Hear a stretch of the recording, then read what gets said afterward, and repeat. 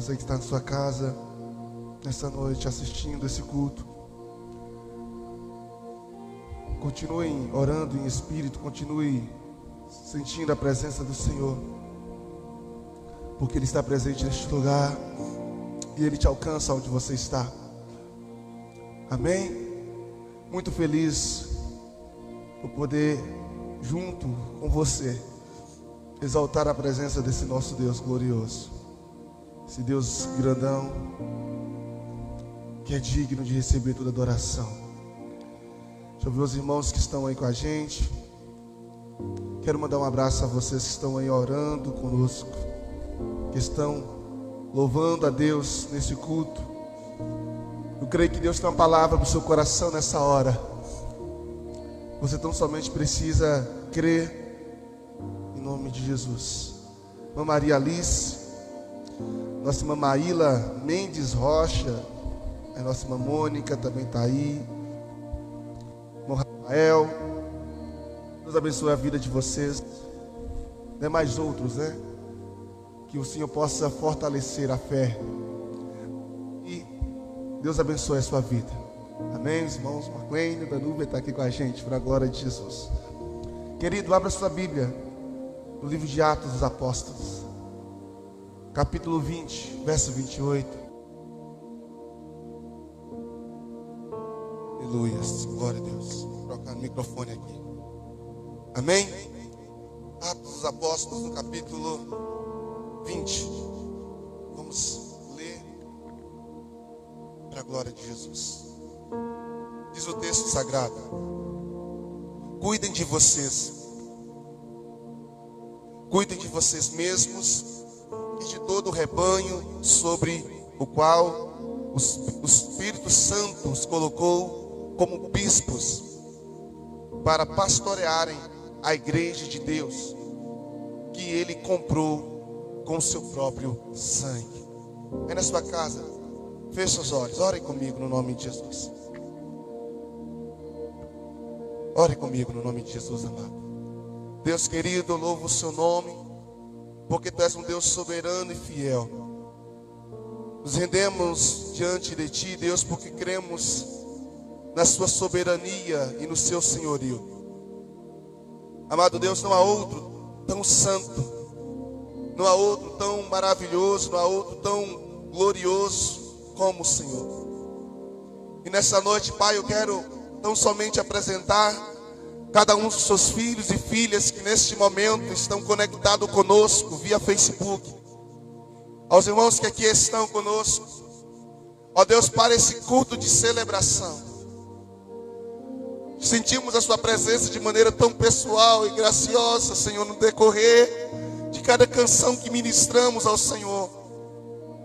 Mas eu sei que o Senhor tem muito mais para falar aos nossos corações. Eu creio que o Senhor tem muito mais para se revelar a nós, de uma maneira tão ainda mais graciosa, de uma maneira tão ainda mais poderosa, de uma maneira tão ainda mais impactante. E agora, Senhor, por intermédio da sua santa e maravilhosa palavra. Por isso eu peço nessa noite, Deus, que quem nessa hora ouvir essa pregação, seja agora ao vivo, seja posteriormente, através do YouTube, ó Deus, das plataformas, onde, ó Deus, essa pessoa ouvir, e quando ela ouvir, ela possa ser tocada pelo poder da tua maravilhosa palavra. Que diminua eu, Senhor, que diminua o homem, e que o Senhor apareça, que o Senhor cresça, para a glória do teu santo nome. É o que eu te peço, em nome do teu Filho Jesus. Amém e amém. Deus abençoe aos irmãos que estão nos acompanhando. Queridos, tem uma frase que tem sido muito usada nesses últimos dias, no decorrer de todo esse contexto que nós estamos vivendo, de pandemia. É a seguinte: proteja você e proteja quem você ama. E essa frase, por mais que ela seja constantemente repetida, e a gente ouve muito bem isso nos carros de som, na rua, ou vê ela estampada em uma frase no Facebook, na rede social, vezes nós não paramos para refletir o impacto de realidade que é essas frases, que é ouvir isso. O impacto de fato que isso precisa gerar em nós. Quando se trata de proteger você e proteger alguém, está falando que de alguma forma você tem uma autoridade, ou recebeu uma autoridade, ou você recebeu uma autoridade para poder ser alguém que blinde outras pessoas para que nenhum mal, ou um mal específico, não aconteça a essas pessoas. E quando se trata você precisa também aprender a blindar-se para que o mal não aconteça consigo mesmo. Quando eu leio esse texto, ou esse verso, que faz parte de vários textos, né, faz parte de um texto de despedida, palavra de despedida do apóstolo Paulo aos presbíteros da igreja de Éfeso.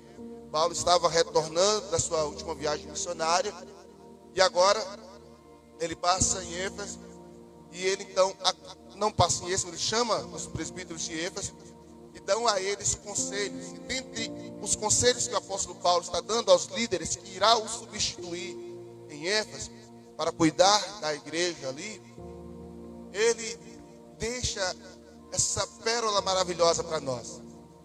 Ele está dizendo: vocês que vão me substituir, vocês que vão ficar aqui, porque Paulo já estava de fato despedindo da igreja, porque ele chega a dizer que ele não sabia se voltaria a Éfeso mais uma vez.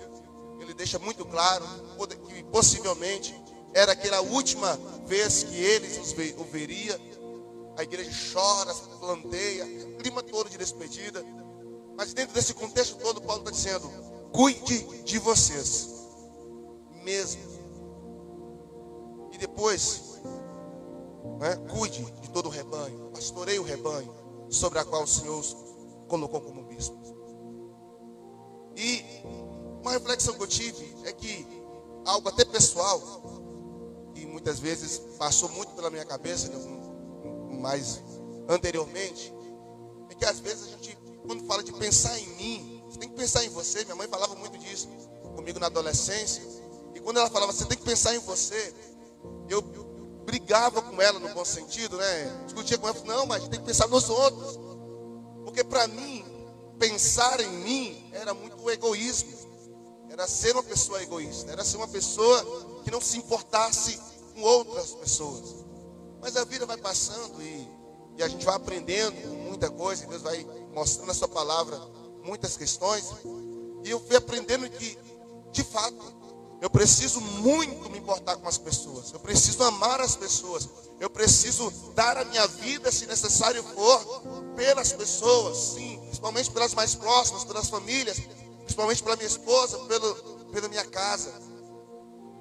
Mas uma pessoa doente, uma pessoa enferma, uma pessoa que está mal, ela não vai conseguir de alguma forma ajudar ninguém, proteger ninguém, contribuir para o crescimento de ninguém. E é por isso que a Bíblia, ela vai nos dar tantos elementos, dizendo para que nós tenhamos um cuidado pessoal muito grande.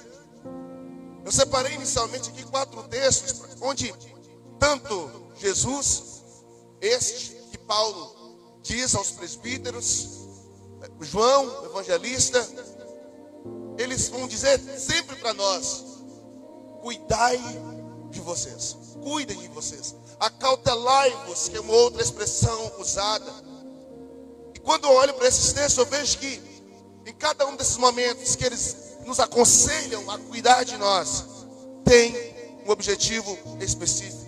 Nesse texto, por exemplo, Paulo está dizendo: vocês precisam cuidar de vocês, para que vocês possam cuidar de outras pessoas. Vocês precisam pastorear vocês, para que vocês possam conseguir pastorear o rebanho que Deus confiou na mão de vocês. É por isso que quando Paulo vai escrever a Timóteo, e Timóteo sofre de uma dor no estômago, a gente percebe que as curas já não estão tão evidentes nesse período. Paulo vai dizer para Timóteo, quem não sabe, Timóteo substituiu Paulo em algumas igrejas, foi o sucessor de Paulo, discípulo de Paulo. Ele diz: beba um pouco de vinho por causa do seu estômago. Beba algo para cuidar disso. Paulo, outrora, vai queixar de problemas nas vistas e vai dizer que a igreja de Gálatas, se pudesse, teria tirado os olhos deles para colocar em Paulo. E em todo esse momento, Paulo está dizendo: cuidem de vocês, para cuidar dos outros. Paulo vai dizer a Timóteo, 2 Timóteo capítulo 4, várias recomendações que Timóteo tinha que viver para si, para que ele pudesse ser o exemplo para a igreja pela qual ele pastoreava. Em Lucas capítulo 21, verso 34, existe um outro fator muito interessante que Jesus disse. Ele disse: tenha cuidado. E esse tenha cuidado é um cuidado pessoal. Ele disse: tenha cuidado para que os seus corações não fiquem carregados de libertinagem, bebedeira, ansiedades da vida, e aquele dia venha sobre vocês inesperadamente. Paulo está dizendo: cuida de vocês. E o cuidar de Paulo pode ser em todos os aspectos, é muito geral. Pode ser do corpo físico, como foi em relação a Timóteo, o conselho que ele deu para Timóteo de cuidar do estômago. E agora Jesus está dizendo de um cuidado espiritual, ou de um cuidado para que pudéssemos não cair nas ciladas carnais. E ele está falando que as ciladas carnais poderiam ser a libertinagem, onde foca aí uma área toda de questões sexuais, imoralidade sexual. Mas depois ele fala da bebedeira, que são os vícios que podem englobar dentro dessa categoria o crack, a bebida, né? Até a cumilância, porque ele vai dizer, Paulo vai dizer de glutonaria, que também é um tipo de vício, comer demais. E aí ele fala de uma outra categoria, que é a ansiedade da vida, que é os problemas emocionais, aquela angústia, é a antecipação de problemas futuros, é a preocupação com o futuro. Então ele está dizendo: cuidem de vocês. Mas João vai dizer uma outra forma, uma outra área que eu preciso cuidar. 2 João capítulo 1, verso 8, ele vai dizer: tenham cuidado para que vocês não destruam o fruto do nosso trabalho, antes sejam recompensados plenamente. Então Paulo diz, Jesus disse, e João está dizendo: tenha cuidado para vocês não aniquilar tudo que fizemos. Irmãos, o evangelho, o cristianismo tem mais de 2000 anos. Iniciou-se com os apóstolos. E quantas pessoas já morreram, já sofreram, já padeceram. Quantas pessoas foram crucificadas para que esse evangelho chegasse até nós. Mas infelizmente a gente percebe que esse evangelho tem sido metralhado, tem sido ridicularizado. Esse evangelho, essa pregação tem sido inferiorizada pelas pessoas. Sabe por quê? Porque muitas vezes nós que deveríamos valorizar, nós que deveríamos lutar pela causa do evangelho, como Paulo vai dizer aos Colossenses: lutai pela causa do evangelho. Nós não temos feito isso. Então João está dizendo: tenha cuidado, cuide-se, sim, cuide-se, para que você não venha estragar, não destruir todo o trabalho que outrora foi feito. E o evangelista Marcos, para concluir essa questão, ele vai dizer o seguinte: fiquem atentos, que é ter cuidado também, na versão Almeida, revista atualizada, pois vocês serão entregues aos tribunais e serão açoitados nas sinagogas. Por minha causa, vocês serão levados à presença de governadores e reis, como testemunhas a ele. Aqui Marcos registra um outro alerta de Jesus, dizendo para que nós tenhamos cuidado. E esse cuidado era o quê? Cuidado da perseguição, fugir da perseguição, ter medo da perseguição. Não. O cuidar que Jesus reflete nesse texto é cuidar para que nós não venhamos nos frustrar, não venhamos parar diante das perseguições. Não venhamos negá-lo no momento do aperto. Não venhamos virar as costas no momento em que fomos entregues aos tribunais para sermos julgados. No momento em que fomos entregues aos tribunais para podermos ser açoitados. Então cuidar de nós não é apenas uma recomendação focada em um só âmbito. Nesses 4 exemplos que eu dei para vocês aqui, nós vemos que cuidar de mim é muito maior do que nós imaginamos. É fato. E quando nós falamos do físico, nós já sabemos como precisamos cuidar. Boa alimentação, caminhada, exercício físico, isso nós sabemos de monte. Nós sabemos. E aí, só que o problema entre saber e fazer, existe uma palavrinha chamada decisão. Eu sei que eu quero determinado resultado. Quem vai para a academia vai por alguns motivos específicos, seja para poder ganhar músculo, massa muscular, outros para poder perder o excesso de gordura, enfim. Mas eles querem alcançar um resultado. Eles querem que ao final de um tempo, de um período, eles possam fazer o diagnóstico e perceber que algo mudou. Mas entre o diagnóstico inicial, para constatar o que está acontecendo, como eu estou, e o diagnóstico final, para saber o que aconteceu, o que eu alcancei ou deixei de alcançar, existem atitudes, ações que são necessárias diariamente para que possamos alcançar esses resultados. Paulo diz: cuidem, é um conselho. Jesus diz: cuidem, acautelai-vos, é outro conselho. Mas eu pergunto para você, dos conselhos que esses homens de Deus nos dão de cuidar, verdadeiramente nós cuidamos? Verdadeiramente nós estamos dispostos a permitir ser cuidado, a amar-me, a valorizar-me mais, a olhar para mim como alguém que também precisa de amor, como alguém que precisa de um abraço pessoal, como alguém que também precisa ter alguém para conversar, abrir o coração, expor suas necessidades, as suas fraquezas, as suas lamúrias. Demorou-se muito tempo, querido, para que eu pudesse compreender que eu poderia também fazer a mesma coisa comigo e com outras pessoas.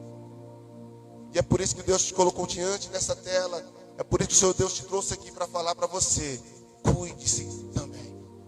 É muito bom cuidar de outras pessoas. Num tempo como esse, a gente precisa sim redobrar os cuidados com as pessoas. Mas se eu não redobrar o cuidado comigo, eu não vou ter condição de cuidar de outras pessoas. Então, eu queria que você parasse e pensasse: quais áreas da sua vida hoje você acredita que você largou de mão, que você relaxou, que você deixou para lá, que você está tocando a vida em frente e essas áreas da sua vida estão ficando para trás? Quem sabe é a sua saúde, que você já não liga mais. Quem sabe é o seu emocional, o seu físico, a sua espiritualidade. O que você precisa entender hoje e o que você precisa começar a fazer agora, para que você possa daqui a 10 anos, 15 anos, estar com uma qualidade de vida melhor do que está hoje. Eu não sei quantos quilos você pesa hoje, ou qual a sua taxa de glicemia, ou colesterol, não sei como está tudo isso, você precisaria saber. Mas o fato é que você pode mudar essa realidade. Eu não sei como está a sua vida espiritual hoje, mas o fato é que você precisa mudar essa realidade. E para que nós possamos aprender como, porque é muito fácil, né? A gente às vezes tem a concepção: eu preciso. E aí a questão é: como, pastor? Como eu posso iniciar esse processo de mudança? Como eu posso iniciar esse processo de transição? Como eu posso iniciar o processo de mudar? Dessa maneira relapsa que eu estou tendo comigo mesmo hoje, para uma maneira muito mais cautelosa e abençoadora no futuro. Com base nisso, eu quero pegar um exemplo que está lá no livro de 2 Reis. No livro de 2 Reis, está no capítulo 6, do verso 8 ao 20. Vai ter uma narrativa de Eliseu, Jeorão, Ben-Hadad, o rei da Síria, o rei de Samaria e um profeta do Senhor. Há 3 figuras muito claras. Há também uma 4ª figura, que é o servo do profeta Eliseu, você que já lê Bíblia deve conhecer a história. Mas para você que ainda não conhece, o texto vai dizer em que o rei Ben-Hadad, o rei da Síria, o imperador da Síria, que era o império da época, estava querendo procurar uma ocasião para matar e destruir Jorão, rei de Samaria. E então, toda vez que esse rei planejava algo contra o povo de Samaria, contra o rei Jorão, Deus alertava a Eliseu, e Eliseu então contava para o rei de Samaria. E o rei de Samaria então se livrava disso. Essa é a história. E no decorrer dessa história, algumas coisas acontecem que vai poder nos ensinar como iniciar um processo de mudança que pode transformar a sua vida em todos os aspectos. Eu não estou falando apenas no ambiente físico, humano, mas principalmente no espiritual. Em todas as suas áreas. E a primeira coisa que eu vejo nesse texto está no verso 8 ao verso 10 de 2 Reis. Olha o que o texto diz nesse trecho. Ora, o rei da Síria estava em guerra contra Israel. Depois de deliberar com seus conselheiros, dizia: montarei o meu acampamento em tal lugar. Mas o homem de Deus mandava uma mensagem ao rei de Israel: evita passar por tal lugar, porque os amorreus, os arameus estão descendo para lá. Assim, o rei de Israel investigava o lugar indicado pelo homem de Deus repetidas vezes. Eliseu alertou o rei que tomava as devidas precauções. Então, a primeira coisa que eu vejo que é necessário para você aprender a cuidar de si mesmo, como o rei de Israel teve livramento de morte, você precisa aprender uma coisa. E eu quero aconselhar você: aprenda a colocar em prática, a ouvir, mas colocar em prática conselhos de homens e mulheres de Deus na sua vida. Aprenda a executar. Se eu quero uma mudança, se eu quero cuidar de mim, se eu quero ver resultados positivos em relação à minha vida, a ponto de, como o rei de Israel aqui foi livre da morte, aprenda a executar os conselhos de homens e mulheres de Deus. Eu não estou falando de qualquer conselho. Eu não estou falando de qualquer pessoa. Eu não estou falando de pessoas que são familiares, pessoas que são amigas do coração, amigas de infância. Eu estou falando de pessoas de Deus, ainda que você não tenha total intimidade com essas pessoas. Você pode estar sendo livre da morte, da destruição. Sim, se você tão somente abrir seus ouvidos e prestar atenção nos conselhos sábios que homens e mulheres de Deus, através da sua santa palavra, têm te dado. Sabe, queridos, eu vejo aquela história daquela mulher na qual o esposo era servo dos profetas e ele morre e deixa uma dívida que aquela mulher não podia pagar. Então ela chega para o próprio Eliseu e fala: meu marido morreu. E o que acontece? Deixou eu endividado. E os credores estão querendo buscar os meus filhos. E o que eu vou fazer? Eu sempre lembro dessa história porque é o seguinte: o que Eliseu mandou aquela mulher fazer ia contra qualquer questão clara, assim, racional, que uma pessoa poderia pensar. Tipo, Eliseu disse: vai para sua casa, pede vasilhas emprestadas, fecha a porta, depois entra na sua casa com seus filhos, fecha a porta e despeja um pouco de azeite que está lá nessas vasilhas. Mas eu quero que você peça muitas vasilhas emprestadas. Essa mulher poderia virar para Eliseu e falar: Eliseu, eu estou querendo me livrar de dívidas, você quer que eu pegue um empréstimo? É loucura, profeta. Como que eu vou fazer isso? E se um filho meu quebrar uma vasilha desse vizinho, como eu vou pagar? Mas essa mulher não questiona a direção, ela não questiona o conselho, porque ela entende que se ela foi buscar um conselho diante do homem de Deus, ela simplesmente se permitiu ouvir. Essa mulher foi e fez como, o texto é muito claro dizer que ela fez como o profeta ordenou. É só você lembrar de Naamã, capítulo 5 do livro de 2 Reis. Lembra que o servo dele disse? Naamã, se o profeta não tivesse te pedido para fazer uma coisa muito mais difícil, você não teria feito? Rapaz, desça nesse rio, se banhe, vai lá, não custa nada. Se Naamã não tivesse colocado em prática o conselho, a direção, ele teria voltado para a Síria, ferido, da mesma forma. Quantas pessoas estão vivendo a mesma vida, um ciclo que não tem fim? Porque muitas vezes ouvem, mas não praticam aquilo que é direcionado por Deus por intermédio da sua santa palavra.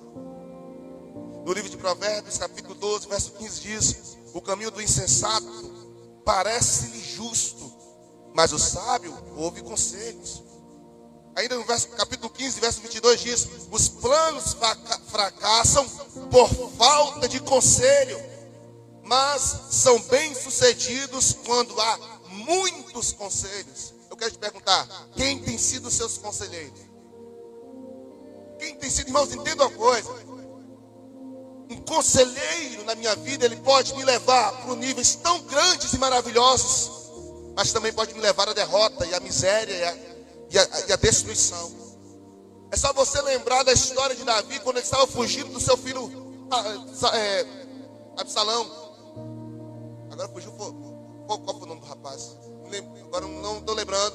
Que estava um sacerdote, que estava querendo vir com Davi, e ele disse: não, volta e fica lá e seja o conselheiro de Absalão.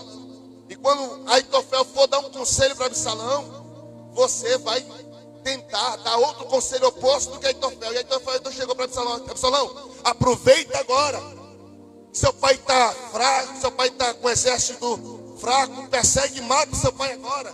Eu esqueci o nome desse abençoado rapaz agora.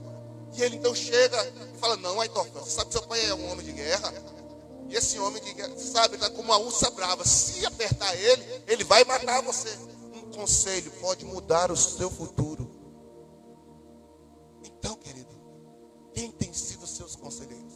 Davi acreditava tanto no poder do conselho, que ele preferiu perder Absai, eu acho que é Absai, lembrei, para ficar lá com Absalão. E aí? Quem tem sido seus conselheiros? Se você quer aprender a cuidar de você, aprenda a ouvir conselhos de homens e mulheres que temem a Deus. São homens e mulheres de Deus para a sua vida. A segunda coisa que eu aprendo nesse texto, ainda no capítulo 6, verso 11 e 12, é que diz o seguinte: e isso enfureceu o rei da Síria, que, convocando seus conselheiros, lhe perguntou: vocês não me apontaram qual dos nossos está do lado do rei de Israel? Respondeu um dos conselheiros: nenhum de nós, majestade, é Eliseu, o profeta que está em Israel, que revela ao rei de Israel até as palavras que tu falas em teu quarto. Olha que negócio maravilhoso. O problema não é que está tendo um dedo duro entre nós. O problema é que tudo que o Senhor fala aqui, tudo que o Senhor planeja aqui, Deus mostra para o seu profeta lá. É interessante que aqui eu vejo uma segunda verdade, para que eu possa aprender a cuidar de mim melhor. E consecutivamente eu aprendo a cuidar de outras pessoas. E essa é uma das verdades poderosas que o Senhor libera sobre nós hoje. Aprenda, para você cuidar de você, aprenda a não negligenciar a palavra profética. Nós não podemos negligenciar a palavra profética. Nós não podemos negligenciar a palavra de Deus proferida pelos seus profetas. É óbvio, irmãos, que hoje nós temos o espírito de profecia agindo no meio do povo de Deus. Eu acredito, eu creio, porque em minha vida eu sou prova disso, de que muitas coisas que eu vivo foi fruto de profecia, de homens que Deus usou para falar comigo de maneira específica, de uma maneira direta. E eu não a desprezo e nem negligencio, não sou doido de fazer um trem desse. Mas muitas vezes o problema é que as pessoas, por profetizar tanta coisa que não acontece, por ter tanta tantos falsos profetas, nós estamos tendo a tendência de negligenciar os poucos que Deus está usando. É uma realidade triste. Vão ter quantos de nós já não recebemos o nosso WhatsApp? Olha, o Senhor mostrou em sonho a fulano de tal, que tal dia vai acontecer, que a terra vai escurecer. Eu recebi tempos atrás inúmeras mensagens e gente perguntando: pastor, e aí pastor, será que isso vai acontecer? Pastor, será que é de Deus? Não sei não, irmão, deixa acontecer, deixa chegar o dia. Aí se acontecer é de Deus, se não acontecer não é de Deus. O fato é que por diversificar e por ter tantas falsas profecias, nós infelizmente temos negligenciado a palavra profética. Mas eu quero te falar uma coisa: a palavra profética vai muito mais além do que alguém chegar especificamente e falar com você sobre algo. Deus está dizendo isso. A palavra profética, querido, é aquilo que já foi revelado há 2000 anos atrás.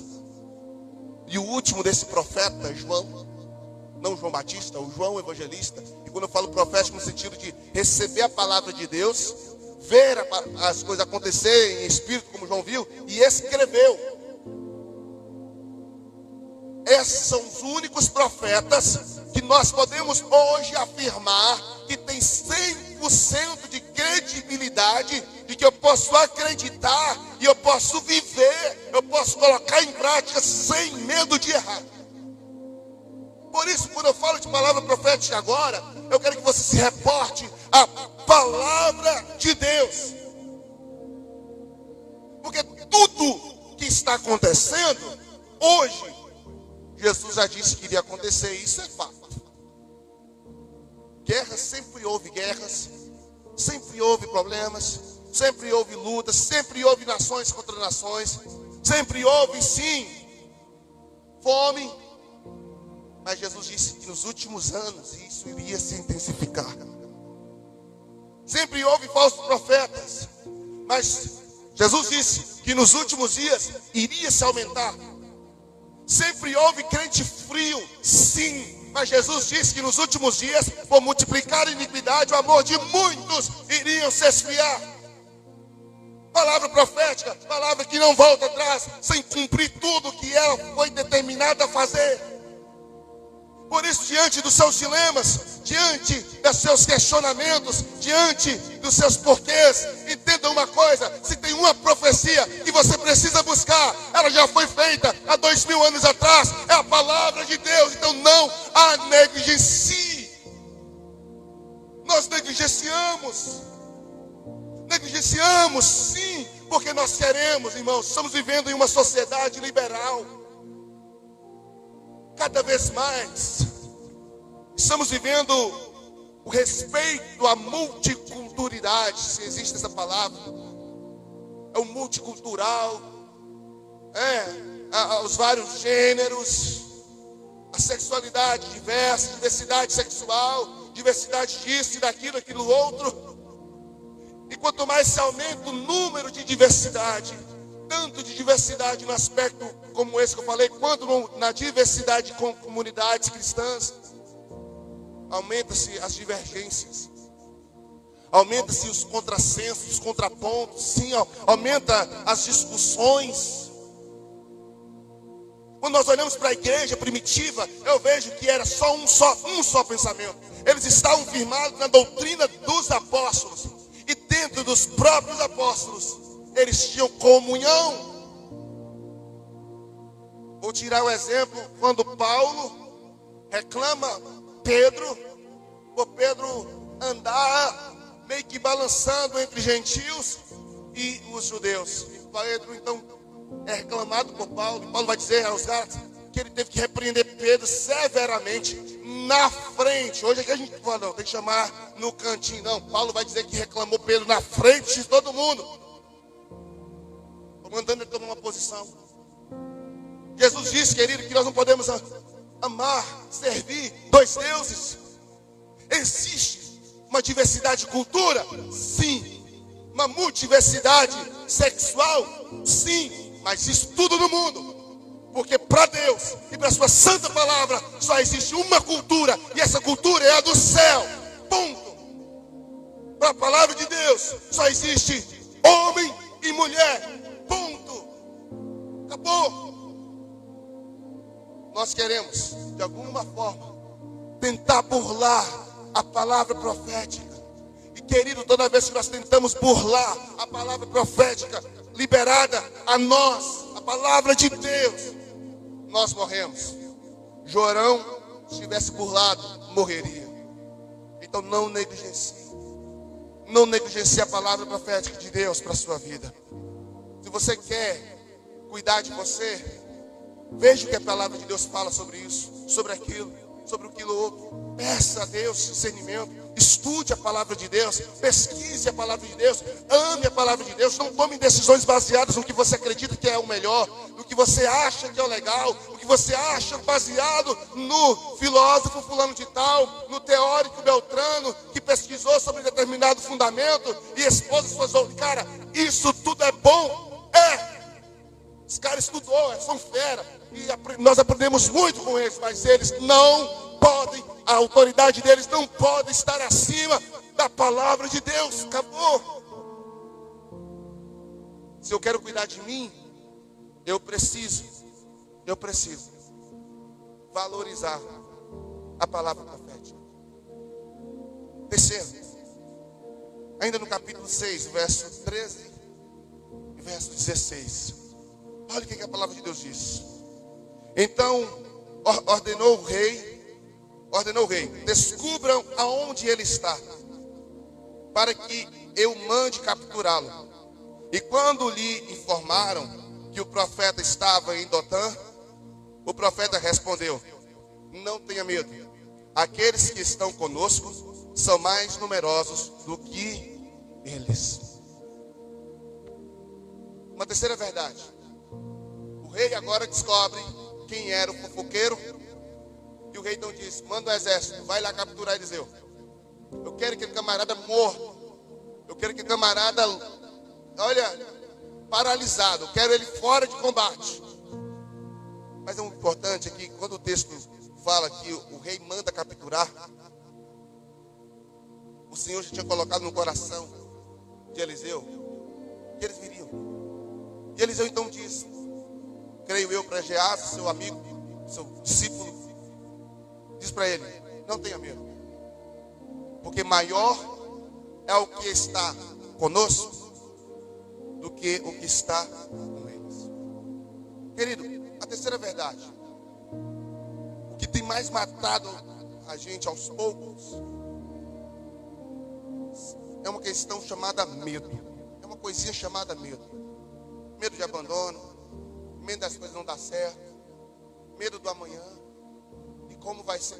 São essas perguntas.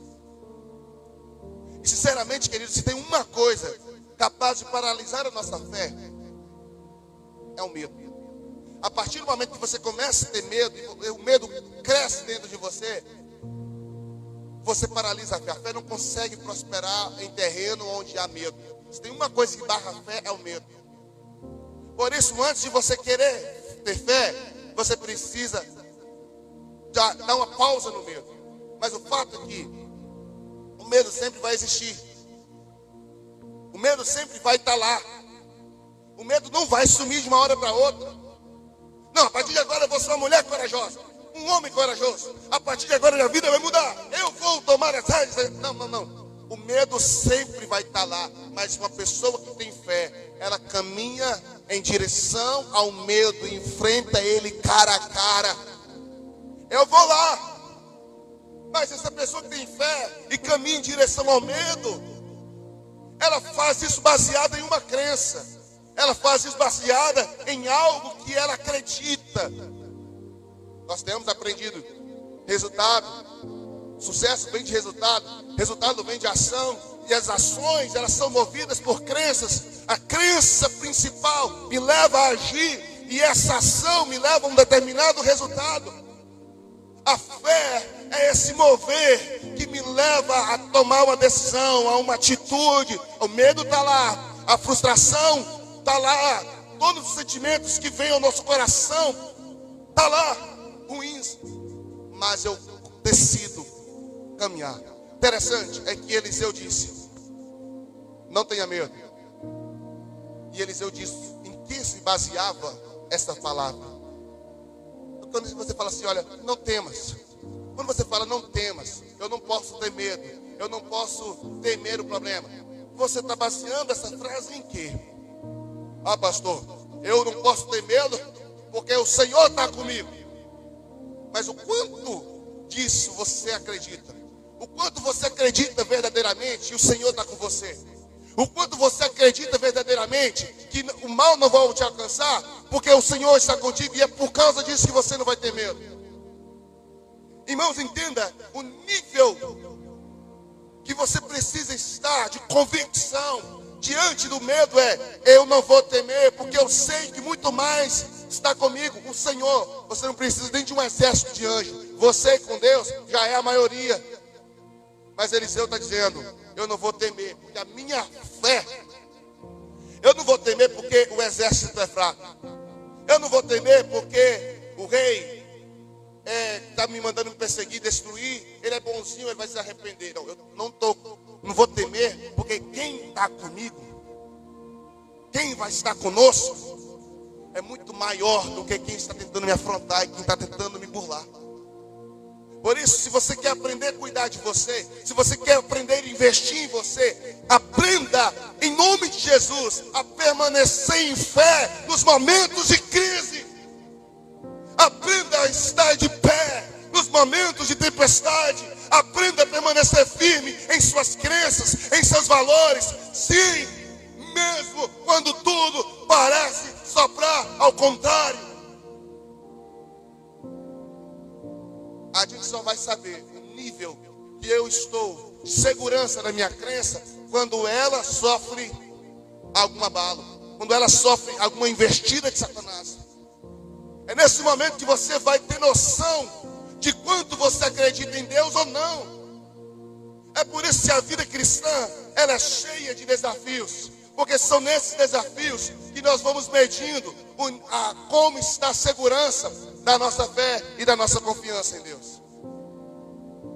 O texto vai dizer muito bem claro que Eliseu disse, eu não vou temer porque maior é o que está conosco. Quem está lutando com você?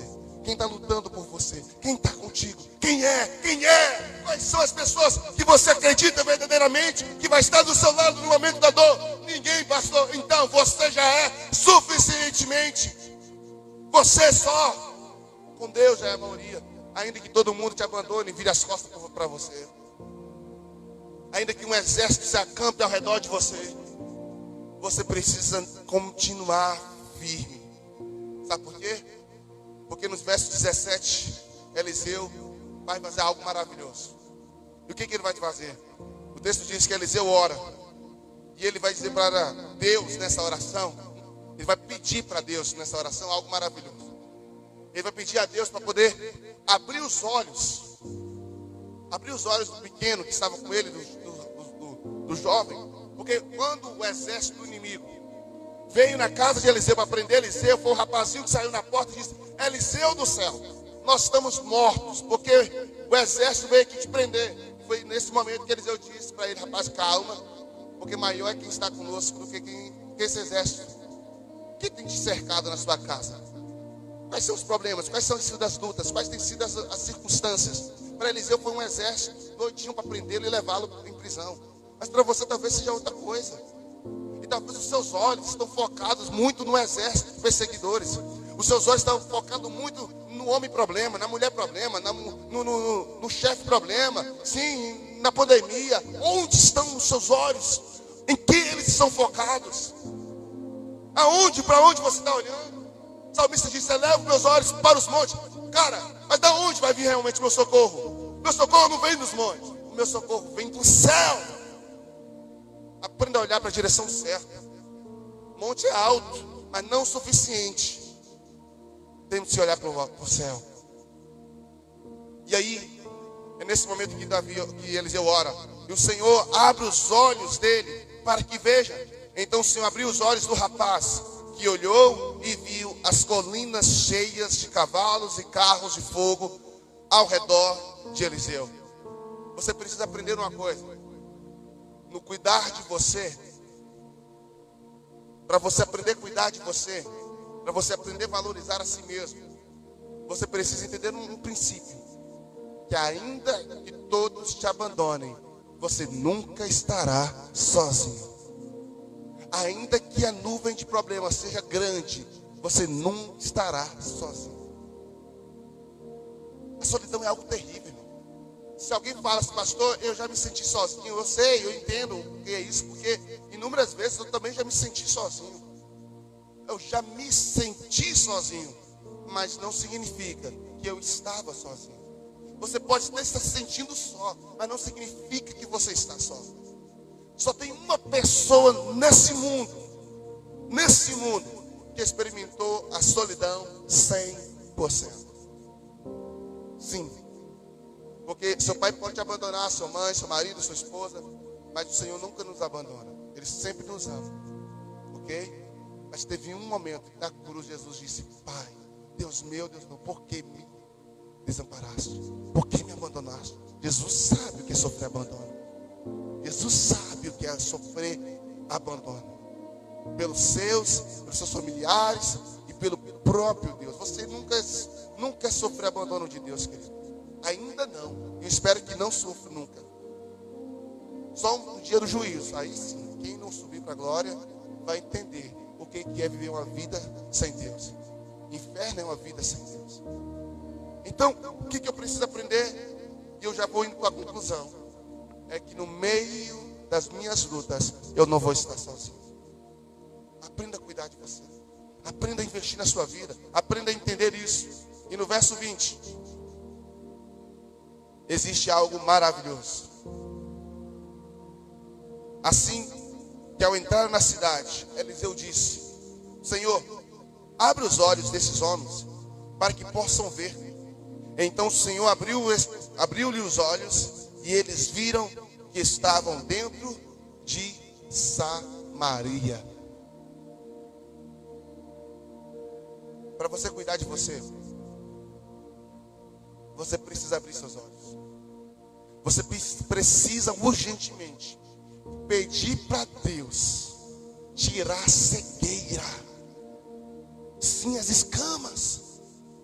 Cara, tem tanta coisa em nós que nós não conseguimos enxergar. Tem tanta coisa em nós que nós não conseguimos ver. E eu não estou falando apenas de defeito, não. Estou falando de qualidades, coisas boas também. Quantas pessoas ficam se achando nada, um Zé Ninguém, um cão abandonado, sendo que é uma pessoa que tem todo o amor do mundo, chamado Deus, se importando com Ele. Peça a Deus para abrir seus olhos. Quantas pessoas ficam reclamando do seu casamento, do seu carro, do seu trabalho, da sua família? Cara, tem tanta gente precisando, carente desse pouco que você tem. Mas sabe por que nós reclamamos tanto? Sabe por que nós questionamos tanto? Sabe por que nós queremos abandonar tudo e todos? Porque os nossos olhos não estão olhando para a direção certa. Os nossos olhos não estão olhando para a direção certa. E eu convido nesta noite: abra os seus olhos e olhe para a direção certa. Peça ao Senhor para calibrar seus olhos. Peça ao Senhor para que você volte a enxergar aquilo que Ele quer que você enxergue. Ele, a questão é o seguinte: você precisa aprender, e eu preciso aprender, que tem muita coisa em nós que melhoraria ou até transformaria 100% se nós estivéssemos tendo a percepção correta do que é a realidade.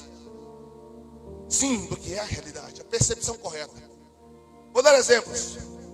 Faraó à frente, o mar na frente, Faraó atrás, as montanhas dos lados, e a gente está vendo a cena de milhões de pessoas, de escravos, que estão indo em sua liberdade. A cena do Mar Vermelho. Milhões e milhões de pessoas estão vendo o mar, montanhas, o Faraó enfurecido. Mas tem uma pessoa que está dizendo: aquietai-vos e vede o livramento que o Senhor vai dar a nós hoje. Vai 12 homens espiar a terra de Canaã. 12 homens volta com o relatório. 10 falam, terra é boa, maravilha. Castiúva, 2 homens para carregar. Enfim, porém, tem gigante e a gente não consegue vencer. Relatório de 2, tem tudo isso que eles falaram mesmo, inclusive os gigantes. Mas é nossa e vamos conquistar. O quadro é o mesmo. A maneira de olhar para ele é que diferencia os vencedores dos perdedores. Você acredita que a pandemia que nós estamos vivendo está piorando a nossa vida? Cara, não, nunca. Não está piorando. Como, pastor, tem gente morrendo? Cara, se você for olhar as estatísticas, todo ano morre gente. E teve, pelo menos eu vi alguns vídeos atrás, não vou falar aqui a segurança desse vídeo, enfim, que o ano passado morreu mais gente nesse período do ano no Brasil do que esse ano. Então no Brasil morre muito mais gente todos os anos, tantas outras doenças, do que do próprio coronavírus. Embora eu sei da seriedade que é, e eu sei que todas as medidas que estão sendo tomadas colaboram para que os quadros sejam menores possíveis. Enfim, precisamos continuar, estou negligenciando isso. Eu estou falando que o coronavírus não pode ser a justificativa de desgraças na sua vida.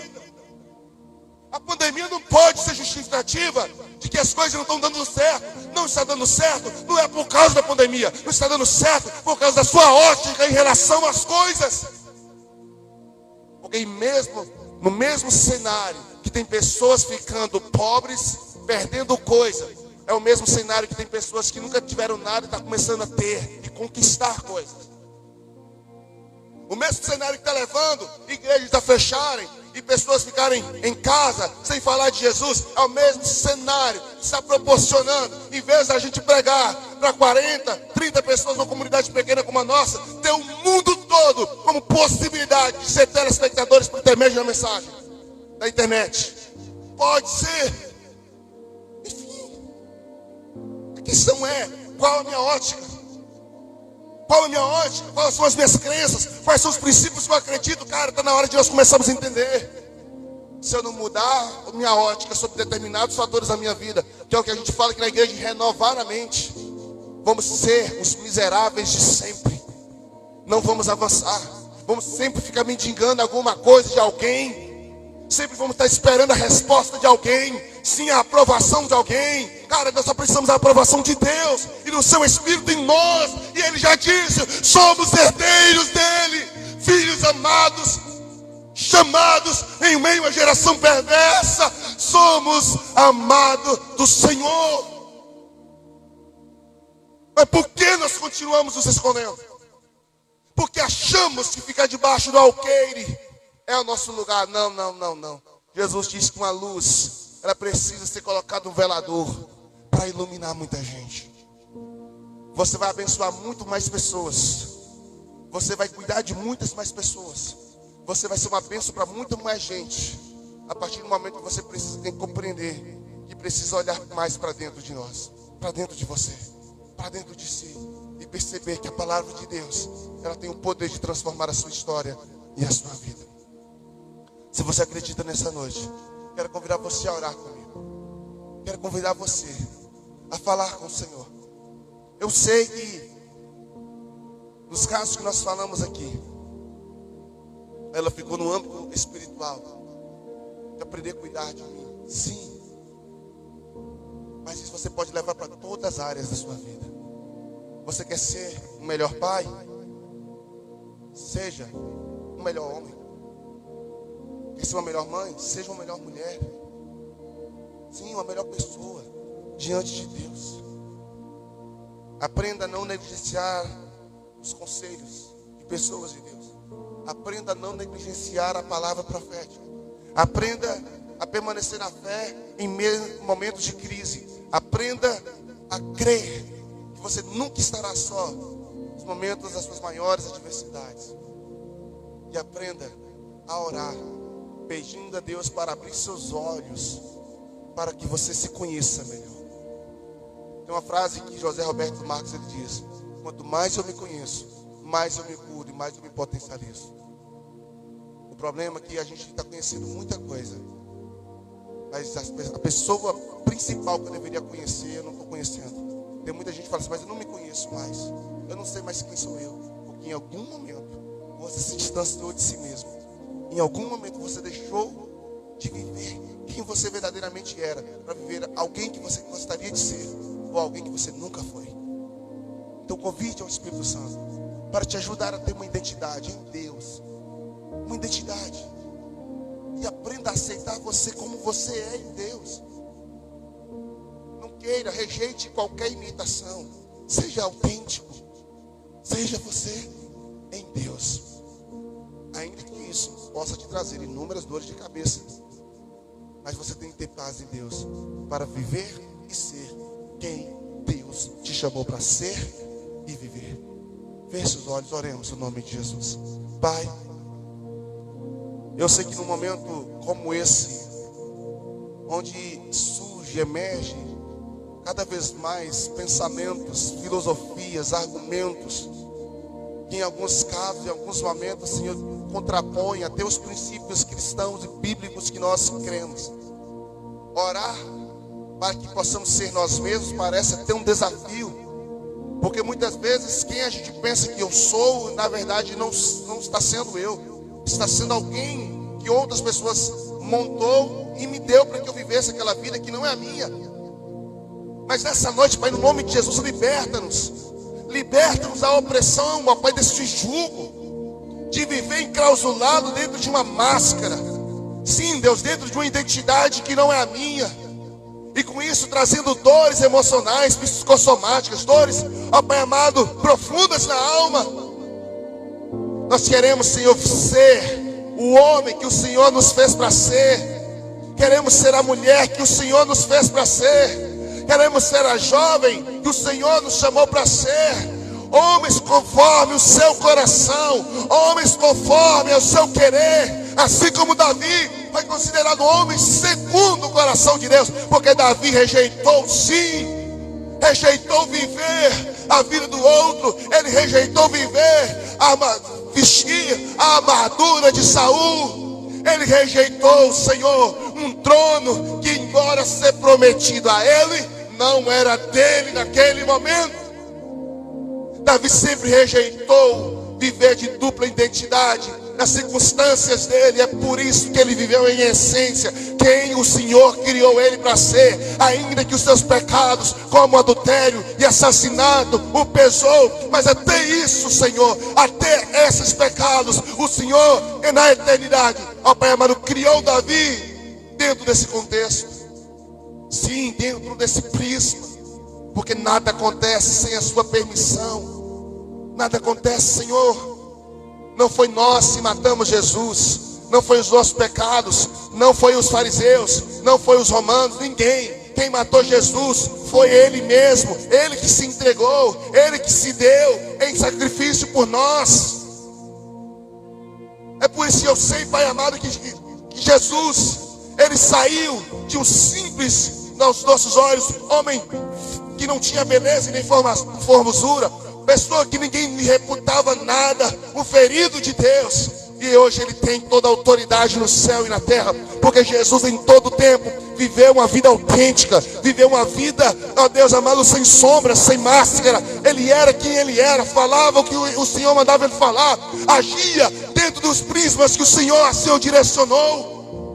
Pai, nos ajude, Senhor, a jogar fora as máscaras de uma vida que não é a minha, para que eu possa de fato cuidar na essência de quem eu sou verdadeiramente, de quem o Senhor me chamou para ser. Meu Deus, em nome de Jesus Cristo, por isso nessa noite, Pai, nós oramos como igreja. Essa pessoa que está aí na sua casa, ora comigo, querido, e peça a Deus para que você viva na essência quem Ele te chamou para ser, para viver. Ajuda-nos a fugir, Senhor, dos pecados carnais. Ajuda-nos, Senhor, a nos blindar, sim, de tudo que esse mundo diz que é normal e que não é.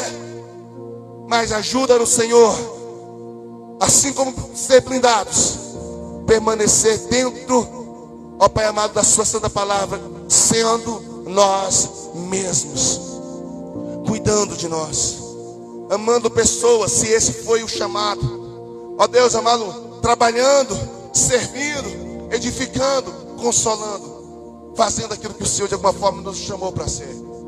Meu Deus, muito obrigado pela tua santa palavra, e que a sua igreja aprenda a cuidar de si. Sim, Deus, aprendamos a cuidar uns dos outros, amando uns aos outros, como eu tenho me amado e como eu tenho me cuidado. Ensina-nos isso. É tão difícil. Para mim é difícil isso. Para mim, Patrick, tem sido difícil aprender a cuidar de mim, aprender a olhar para a minha saúde, a olhar para o meu bem-estar em alguns momentos. Para mim é uma barreira, é um desafio, e essa palavra para mim. E se tiver alguém aqui comigo, ó Deus, por lá atrás dessa câmera, aonde estiver alguém que se assemelha a mim nesse sentido, ajude-nos, meu Pai. Ajude-nos a ser na essência quem o Senhor nos chamou para ser, amar pessoas como o Senhor nos chamou para amar, mas ensina-nos também, Senhor, a cuidar do templo do Espírito que somos nós. Em nome de Jesus, Pai, que essa palavra produza, Senhor, transformações 100 por 1 em cada coração. É o que eu te peço, em nome de Jesus. Amém. Que Deus te abençoe, querido. Que Deus te dê graça. Viva na essência quem Deus te chamou para ser. Vive a palavra. Na palavra, quem Deus te chamou para ser. Deus te abençoe. Domingo nós estaremos aqui de volta, para a glória de quarta-feira nós estaremos aqui de volta, em nome de Jesus. Fica na paz.